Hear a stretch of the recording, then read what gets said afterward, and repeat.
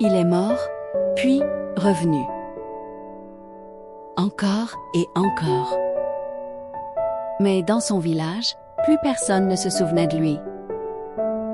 Sauf une femme. Et ce souvenir allait tout détruire. Au lever du jour, Aïssa remarque quelque chose d'insupportable. L'ombre de Kémani ne touche plus complètement ses pieds. Elle glisse, elle hésite, et parfois, elle se détache pour se poser ailleurs, comme si elle cherchait une autre place. Les anciens disent que lorsque l'ombre se sépare du corps, l'âme prépare son départ. Kémani comprend alors que son temps parmi les vivants s'efface peu à peu.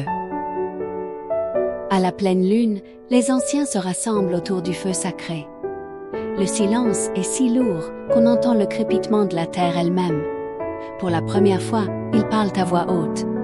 Kémani doit être rendu aux morts, ou bien Aïssa doit prendre sa place comme gardienne du seuil entre les mondes. Aucun de ces choix n'est juste, mais un choix doit être fait, car le monde ne peut plus attendre. Le rituel est fixé près de la rivière sacrée. Des cendres blanches sont répandues sur le sol, du sang de chèvre est versé, et des chants anciens s'élèvent, des chants que même les enfants du village n'ont jamais entendus.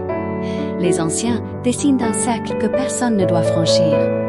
Kémani y entre seul, et le monde retient son souffle. Au moment où le rituel commence, un cri retentit. Un enfant est tombé dans la rivière en crue.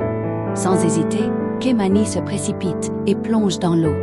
Il parvient à sauver l'enfant, le pousse vers la rive, mais son propre corps s'effondre aussitôt. L'eau se teinte de rouge. La troisième mort a lieu, silencieuse et irrévocable. Pendant 3 jours, aucun tambour ne résonne dans le village. Aucun rêve ne visite les nuits.